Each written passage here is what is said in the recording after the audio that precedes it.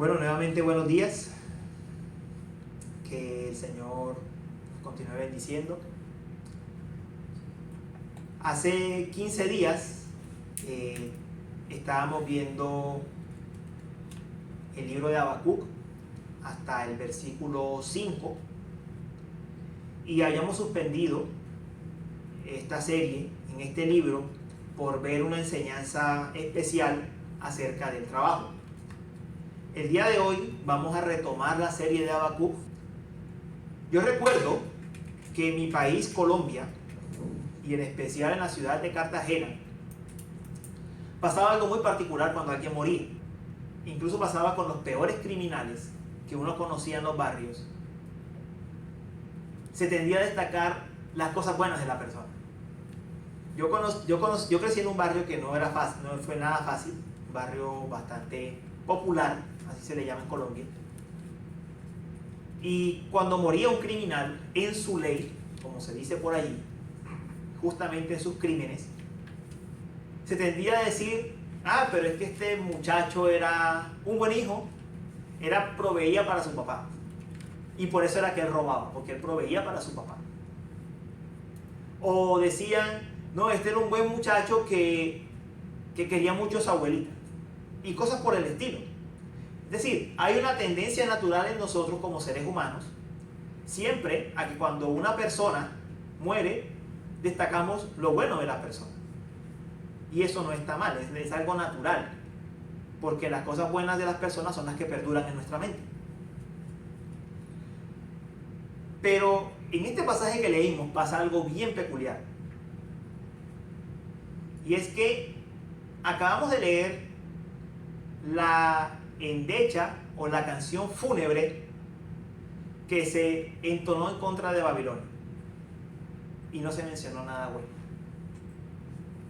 Lo que nosotros leímos fue un canto fúnebre a la manera hebrea sobre Babilonia. Pero fue un canto fúnebre que no tenía nada bueno. Lo único que tenía era denuncias de sus pecados y de sus atrocidades. Justamente eso vamos a ver hoy. Vamos a ver cómo Dios finalmente iba a castigar los pecados de Babilonia y por qué razón lo iba a hacer, que esta vez la parte más importante del pasaje, por qué razón lo iba a hacer. Y veremos entonces cómo Dios en medio de sus juicios se da a conocer y se glorifica. El pasaje de hoy, el sermón de hoy lo vamos a titular Dios contra Babilonia. Y básicamente vamos a verlo en dos puntos, que son dos razones. Los dos primeros puntos son dos razones de por qué Dios estaba en contra de Babilonia y por qué él iba a juzgar. La primera razón: por oscurecer el conocimiento del Señor. Esa es la primera razón. La segunda razón: por oponerse al reinado del Señor. Esas son las dos razones. Muy bien, voy a introducir brevemente qué hemos dicho de Habacuc. Este libro hemos visto que se da en un momento en que el profeta Habacuc ora delante del Señor porque está consternado, porque está impresionado por el pecado que hay en Judá. Judá, el pueblo de Dios, la nación de Dios. Él está impresionado por la cantidad de maldad que ve. Y dice: Señor, ¿hasta cuándo? ¿Hasta cuándo tendremos que ver tanta maldad? Y la respuesta de Dios es: mira, Habacuc, te voy a dar a conocer mi plan, mi programa acerca de cómo voy a establecer justicia en la tierra. Y lo primero que le dice a Habacuc es que vendría Babilonia a invadir a Judá. Él entregaría a esta nación, a su siervo, en manos de impíos como Babilonia. Y notamos la relación de eso con la forma en la que el Señor Jesús fue entregado. También dijimos entonces que Habacuc dice: Señor, entiendo que tú quieres juzgar a Judá y entiendo que es para nuestra corrección, pero Babilonia es un enemigo muy fuerte. Y Habacuc empieza a narrar las atrocidades que hace Babilonia. Dice, Señor, me quedaré sentado y esperaré, porque no sé cómo lidiar con esto. El Señor le responde, Habacuc, tienes que saber algo. Para mí solo hay dos tipos de personas. Los injustos, como los babilonios, o como los judíos que oprimían a su prójimo, de los cuales tú te quejaste. Ese es un tipo de persona, los injustos. Y el otro tipo de personas son los justos, aquellos a quienes yo les he dado mi justicia y que viven por la fe. Entonces yo voy a destruir a los injustos y el justo por su fe vivirá. Habacuc 2, verso 4.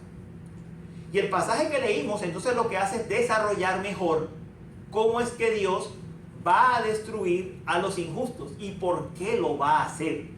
Nos da algunos porqués que como creyentes nos ayudarán mucho a entender por qué Dios obra como obra en el mundo.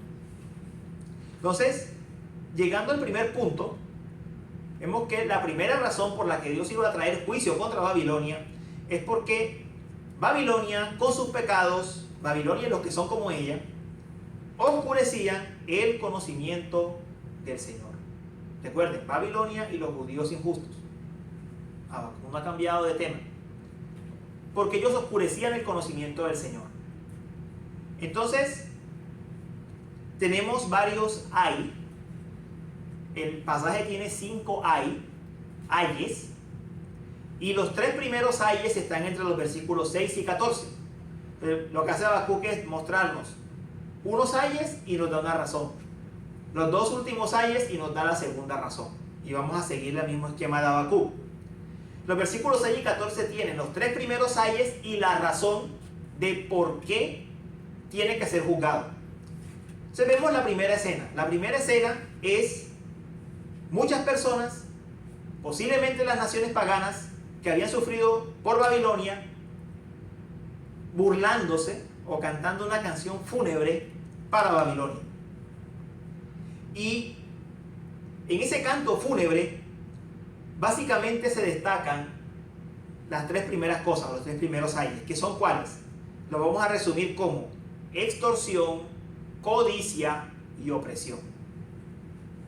Extorsión, codicia y opresión. Son los 3 primeros pecados que Habacuc va a denunciar. Entonces, respecto a la extorsión, dice los versos 6 al 8 que habíamos leído. No pronunciarán todos estos contra él una sátira y burlas e intrigas contra él y dirán, ay del que aumenta lo que no es suyo, ¿hasta cuándo? Y se hace rico con préstamos. ¿No se levantarán de repente tus acreedores y se despertarán tus cobradores? Ciertamente serás despojo para ellos, porque tú has despojado a muchas naciones, todos los demás pueblos te despojarán a ti, por la sangre humana y la violencia hecha a la tierra, al pueblo y a todos sus habitantes. Ese primer ay nos muestra a Babilonia aumentando sus riquezas con el tesoro de otras naciones. ¿Cómo lo hacían?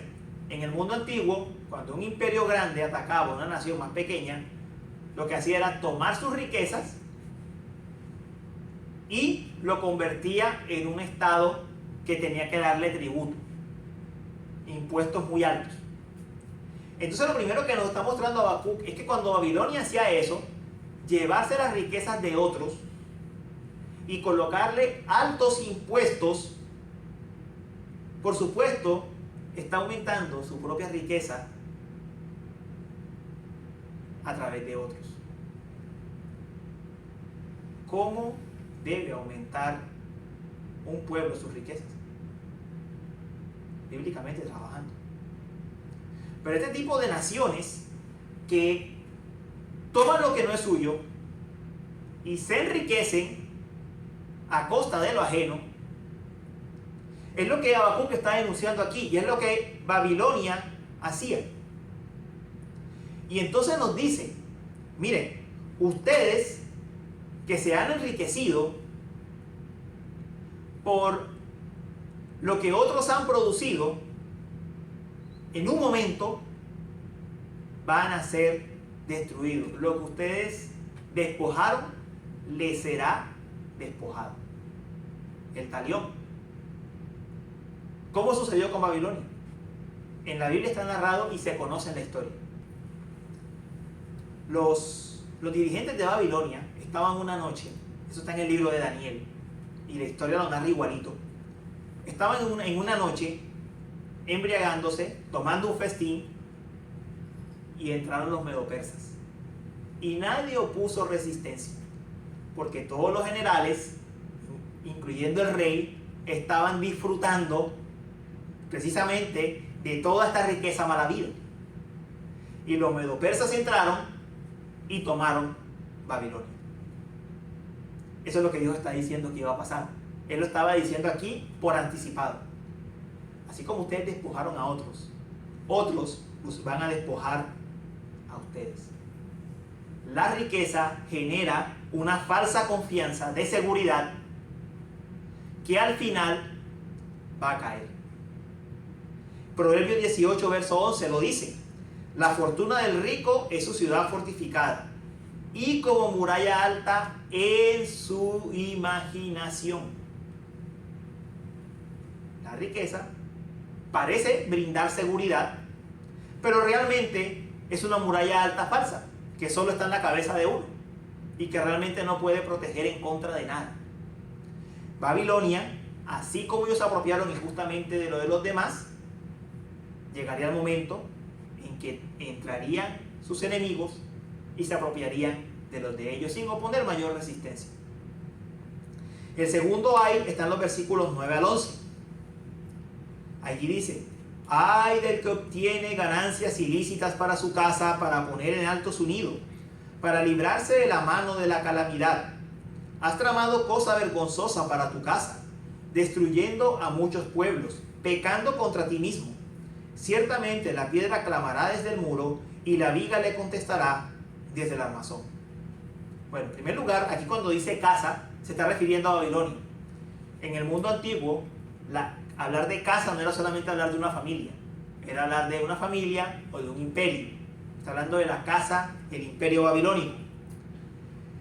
Y lo que está diciendo aquí es que ellos que obtenían su nombre, su fama y su seguridad pasando por encima de otros, iban a ser finalmente despojados. Y dice: esa riqueza que tú construiste, esa grande ciudad que tú armaste, da testimonio de tu riqueza injusta. Su gran imperio testificaba de su injusticia. Dios destruiría su imperio. El tercer ay, versos 12 al 13. Ay del que edifica una ciudad con sangre y funda un pueblo con violencia. ¿No viene del Señor de los ejércitos que los pueblos trabajen para el fuego y las naciones se fatiguen en vano?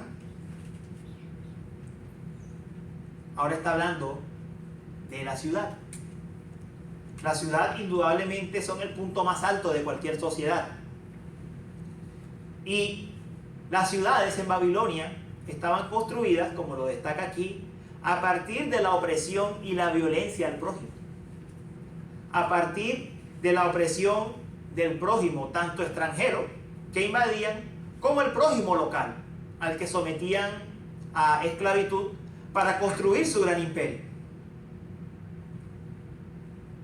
Si uno ve estas tres características de la codicia, de la extorsión, de la violencia, ¿acaso no es esta la misma forma en la que se hace el mundo de hoy? El mundo de hoy se construye así, de la misma manera. Realmente no ha cambiado nada. Tal vez cambian las formas, pero el mundo moderno se construye igual. No es sino ver países endeudados con otras naciones más grandes, o con lo que ahora se llaman organismos multilaterales, Banco Mundial, Fondo Monetario, y les colocan altos intereses y les dicen qué tienen que hacer. Es esclavitud. Es una esclavitud mundana. Además, las grandes ciudades, la grandeza de muchos de estos imperios, solo testifica de que ha sido construido con base a la opresión al prójimo. Con base en la opresión al prójimo. Y el Señor dice, juzgaré esa opresión. Voy a juzgar esa injusticia. Porque este mundo se basa su riqueza en vivir de la miseria del otro. El Señor dice, voy a hacer justicia. Este es un emporio, un imperio construido con base al pecado, con base al odio al prójimo, con base al odio al semejante. Y Dios dice, lo voy a destruir. Y ahora, recordemos la razón de por qué. El por qué Dios detesta tanto esta opresión es porque su gloria no es visible a los hombres. Las personas muchas veces preguntan, pero en medio de tanta injusticia, en medio de tanta opresión, ¿dónde está Dios? Es tanta la maldad que para las personas Dios no es evidente. Es tanta la injusticia que Dios no es conocido. Ahora, yo con eso no estoy negando que el ser humano es pecador y caído. Lo que estoy diciendo con esto es que el mundo que debería reflejar la gloria de su creador, de Dios, lo único que hace es reflejar la maldad en la cual se basa. Y entonces Dios dice, verso 14, pues la tierra se llenará del conocimiento de la gloria del Señor como las aguas cubren el mar. Es decir, Él iba a juzgar cada uno de esos pecados por una razón. Y es que Dios tiene como propósito dar a conocer su gloria en toda la tierra. Ese es el propósito de Dios. Ser conocido. ¿Cómo lo haría Dios? Dios destruiría a Judá, llevaría los cautivos a Babilonia. Dios después destruiría a Babilonia por medio de los medo-persas, y hay una larga lista que seguiríamos de ahí en adelante si estudiamos la historia. Dios traería juicios una y otra vez para que se conociese que Él reina y que Él se opone a todo este tipo de opresión. Y por medio de eso daría a conocer su gloria. Que Dios es justo, que Dios es santo, que Dios se aira contra el pecado. Él daría a conocer la gloria de su santo nombre, trayendo todos estos juicios. Pero, aunque nosotros no hemos visto la manifestación completa de la justicia de Dios, el juicio final no ha ocurrido, sí tenemos esos anticipos de los que nos habla Habacuc. Juzgaría a los injustos de Judá, juzgaría a Babilonia y juzgaría vez tras vez la injusticia humana. Pero esperamos el cumplimiento final de todo esto, cuando la tierra sea definitivamente llena de la gloria del Señor, como las aguas cubren el mar. Porque esa es su promesa, ese es su propósito. Que Él sea completamente conocido por los suyos. Pero nosotros vivimos en mejores tiempos que los de Habacuc. ¿Por qué? Porque el Señor ya ha traído un juicio sin precedentes antes del juicio final. Y es el juicio por el castigo que su pueblo merecía.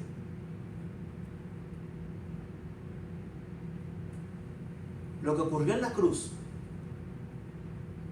es un acto de amor, sí, pero es un acto de justicia. Porque el Dios que es santo y es justo rescata a un pueblo que no es santo ni es justo. Si miramos nuestras vidas, nosotros tenemos que ser conscientes que nosotros quebrantamos la ley de Dios. Si nosotros nos examináramos con los 10 mandamientos y nos miráramos de cerca, tendríamos que decir, yo aquí como que no apruebo. Dios es un juez justo, que si Él ejecuta juicio sobre todos, ninguno quedaría. Pero en la cruz, Él ejecutó su juicio sobre nosotros, que también éramos ciudadanos de este mundo, que andábamos en los mismos caminos de este mundo, tal vez no haciendo las mismas cosas, tal vez no extorsionando a alguien, tal vez no ocasionando violencia física contra alguien o opresión de ese tipo, pero sí éramos del mismo tipo de pensamiento de Babilonia, de este mundo. ¿Y qué hizo Dios? Justicia. Justicia en la cruz. Dio a conocer su poder, su ira, su justicia en Cristo. ¿Para qué? Para salvarnos. Y entonces la oración del apóstol Pablo es: yo quiero que ustedes conozcan la gloria de Dios que se ha revelado en Jesucristo. Segunda de Corintios 4, verso 6. Yo quiero que ustedes puedan entender esa gloria. Yo quiero que puedan entender que esa gloria por la que Habacuc dijo, la tierra será llena del conocimiento de la gloria del Señor. Quiero que entiendan que esa gloria se ha revelado en Cristo Jesús. Porque el pecado, que era lo que a nosotros nos oscurecía la mirada, que no nos permitía ver con claridad a ese Dios que es santo y es justo, Dios lo ha juzgado en la cruz. Y ahora nosotros podemos comprender la gloria de su justicia y la gloria de su amor. Porque la venda ha sido quitada de nuestros ojos y podemos entender quién es ese Dios que tiene gracia y misericordia para con su pueblo. Dios ha cumplido en parte su promesa ya, de que toda la tierra será llena de conocimiento de la gloria del Señor. Y es literal toda la tierra, porque ya no estamos limitados a la nación judía. Ahora el pueblo de Dios se ha extendido por toda la tierra por medio de la iglesia. Ahora hay personas en muchos lugares del mundo que conocen al Señor, que conocen la gloria de su nombre, que han recibido la justicia de Cristo y que gozan de su amor. La gloria de Dios ha sido conocida. Esperamos el día final en que Él haga juicio definitivo. Pero en el día en que Él haga juicio definitivo, ¿quiénes son los que quedarán? Aquellos que ya conocieron su gloria en Cristo. Esos son los que quedarán. Bendito sea el nombre del Señor. Bendito sea el Señor. Esa es la primera razón por la cual Él juzga. Ahora vamos a continuar con el segundo punto de nuestro sermón, que tiene que ver con la segunda razón que da Habacuc de por qué tenía que ser juzgado Babilonia, todos los que son como Babilonia. Y el segundo punto es por oponerse al reinado del Señor. Dice en los versículos 15 al 17: Ay del que da de beber a su prójimo, ay de ti que mezclas tu veneno hasta embriagarlo para contemplar su desnudez. Serás saciado de deshonra más que de gloria. Bebe tú también y muestra tu desnudez. Se volverá sobre ti la copa de la diestra del Señor y la ignominia sobre tu gloria. porque la violencia contra el Líbano te cubrirá, y el exterminio de las fieras te aterrará, a causa del derramamiento de sangre humana y la violencia hecha a la tierra, a la ciudad y a todos los que habitan en ella. En esta porción se nos muestra a Babilonia como alguien que da de beber a un amigo un licor fuerte y posiblemente mezclado con alguna otra sustancia para poder abusar de ese amigo. Es una imagen ciertamente grotesca, pero que se asimila mucho a la que Juan utiliza en Apocalipsis para describir a Babilonia como una gran ramera que se embriaga y fornica con los reyes de la tierra en su pecaminosidad. Tal vez Juan se basó precisamente en la imagen de Habacuc. Esto es lo que el mundo hace cuando arrastra con las cosas pasajeras de esta vida a las personas para que vivan alejadas de Dios. Cuando el mundo promete que te va a traer felicidad, alegría, siguiendo con sus valores, con sus costumbres, con sus leyes que son contrarias a la palabra de Dios. Promete felicidad, pero al final terminan en una gran decepción. La sentencia contra Babilonia es que, así como ella hizo beber de su cáliz a las demás naciones, ellos también bebieron del cáliz de la copa de la ira del Señor.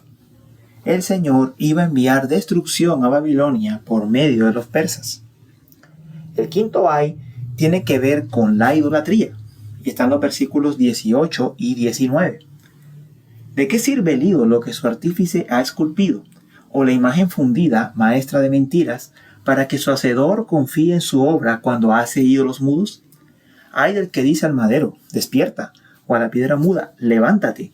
¿Será esto tu maestro? Mira que está cubierto de oro y plata, y no hay aliento alguno en su interior. Babilonia no solo había construido un imperio seguro, como lo vimos en el primer punto, un lugar protegido para ellos, pasando por encima del prójimo, oprimiendo al prójimo, sino que también se había fabricado sus propios dioses para que los protegieran. Dioses que por supuesto no pueden proteger. Es como dice el profeta Isaías, las personas tomaban un leño y con la mitad del leño se calentaban en el fuego y con la otra mitad construían un ídolo el cual adoraban. Y diríamos, ¿acaso no es la misma leña que echas en el fuego la que estás utilizando después para hacerte un ídolo y adorarlo? Sí, pero esa es la insensatez de la idolatría. Esa es la insensatez de adorar ídolos. Ahora, nosotros no estamos exentos de caer en la idolatría. No quiere decir que porque nosotros no nos inclinemos ante una imagen de yeso o ante un ídolo de palo, nosotros entonces estamos exentos de esto. La palabra de Dios dice en Colosenses capítulo 3 que la avaricia es idolatría. Y ustedes dirán, ¿pero qué tiene que ver un ídolo hecho en yeso con el dinero? Bueno, el principio es el mismo. Y es que tú buscas tu protección en eso precisamente. El avaro lo que busca es que el dinero lo proteja. Lo que intenta es que el dinero a toda costa lo guarde de cualquier percance o cualquier dificultad que surja en esta vida. Ese es el deseo del avaro. Entonces, mucho cuidado pues, porque aunque las formas han cambiado, la idolatría como pecado sigue presente, sobre todo en una sociedad tan materialista como la nuestra. Pero en contraste con la inutilidad de los ídolos, el profeta muestra que el Señor vive y continúa reinando. Dice el versículo 20, pero el Señor está en su santo templo, calle delante de él toda la tierra. La imagen que se nos presenta es la del Señor como un juez que ha dictado sentencia y todo el estrado tiene que callar. Él ha dicho que va a pasar. Recordemos que el libro había empezado con Habacuc quejándose porque el Señor estaba en silencio. ¿Hasta cuándo, Señor, oprimirán los injustos? ¿Hasta cuándo, Señor, permitirás que esto suceda? Lo que encontramos en este versículo es la respuesta definitiva del Señor. Habacuc, yo he hablado. Habacuc, yo he dicho lo que va a pasar. El problema son los judíos injustos. Entonces los voy a castigar por medio de un imperio más injusto como Babilonia. El problema es Babilonia, entonces yo voy a castigar a Babilonia. Y entonces el Señor proclama esa serie de juicios que vienen uno tras otro y que terminará en el juicio final. El Señor ha hablado cómo va a tratar con su creación, cómo va a tratar con un mundo que está en rebeldía contra Él. Él lo ha dicho. Realmente el Señor no ha perdido el control sobre su creación. Todas estas cosas en las que hemos estado meditando en estos capítulos, ya el Señor las había dicho, no son nuevas en la palabra de Dios. Ya en Deuteronomio se había dicho que por la desobediencia de Judá, vendría Babilonia y lo atacaría. Y que luego Babilonia sería destruido y ellos podrían volver a la tierra. Y el Señor haría un nuevo pacto. Realmente esto no es nuevo. Realmente no es nuevo. El Señor ya lo había dicho. Lo que nos está diciendo el pasaje es que el Señor ya había hablado sus juicios y Él tiene absoluto control de toda su creación. Realmente nada se ha salido de sus límites. Por más que las naciones hagan un gran tumulto, por más que los impíos vivan de una manera totalmente desenfrenada, en constante rebeldía contra el Señor, realmente el Señor tiene el control de todo y nada de esto se ha salido de sus manos. ¡Wow! Es un gran final para toda esta conversación que hemos visto. Es un gran final. El Señor tiene el control. Ahora, nosotros vivimos en un tiempo mejor que en el de Habacuc, porque aquí estamos hablando del Señor sin haber encarnado. Pero nosotros vivimos en el tiempo donde Dios ha encarnado. Ha venido en la persona de Cristo Jesús, Dios y hombre. Y quien gobierna en el templo celestial, en la Jerusalén celestial, es aquel que es plenamente hombre, plenamente Dios. Aquel que cumplió con el plan de salvación. Él reina a la diestra del Padre Celestial y vendrá para juzgar a vivos y muertos. Y Él tiene el control sobre todas las cosas. El Señor lo dijo en Mateo 28, el Señor Jesús. Toda autoridad me ha sido dada. Ante el tumulto del mundo, ante el tumulto de las naciones, ante la injusticia que se ve en la tierra, el Señor Jesús está gobernando con cetro de hierro toda su creación. Y Él gobierna enviando su Espíritu sobre aquellos que quiere convertir, sobre aquellos que son sus hijos, para traerlos a sus pies. Y Él hace que toda la creación obre para bien de su pueblo, Romanos 8, y Él vendrá a traer justicia definitiva sobre todos aquellos que no obedecieron el Evangelio, pero aquellos que creyeron en el Señor Jesucristo recibirán la dicha eterna, porque Él pagó por ellos. ¡Wow! El Señor Jesucristo está en su santo templo, calle delante de Él toda la tierra. Ese es el gran final de esta conversación de Habacuc con el Señor, visto en nuestros términos, en nuestros tiempos del nuevo pacto, después de la venida de Jesús. Entonces, no hay razón para preocuparnos. Es difícil ver el tumulto de las naciones, ver al pecador que parece que prospera, ver la injusticia en la tierra. Pero los justos viven por la fe en el Hijo de Dios, en aquel que está gobernando y reinando. Alcemos nuestros ojos a los montes. ¿De dónde vendrá nuestro socorro? Nuestro socorro viene del Señor, que hizo los cielos y la tierra. Miremos al monte de Sión. Allí está nuestro socorro y nuestra esperanza. Quiero terminar entonces con 3 breves puntos que nos van a servir a manera de aplicación para terminar, aparte de lo que ya hemos visto.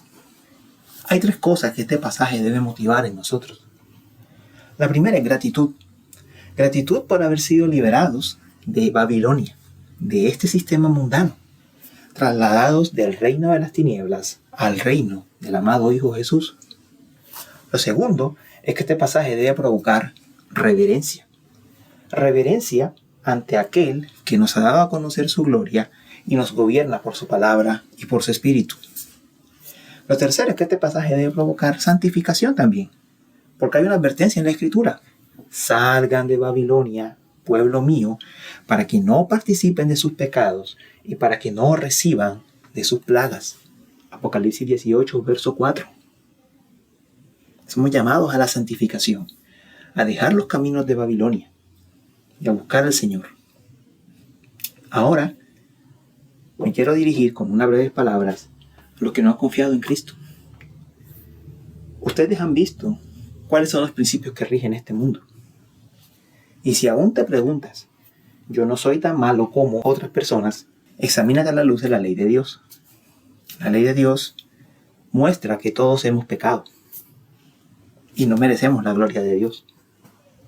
Refúgiate en la roca de la salvación, en nuestro Señor Jesucristo, el que gobierna sobre todas las cosas, el que pagó por la culpa de nuestros pecados, y tendrás conocimiento de la gloria de Dios en la faz de Cristo, y verás por la fe cómo Él reina ante todas estas circunstancias tan difíciles que hemos descrito en este sermón. Ven a Cristo en arrepentimiento y fe para tu salvación.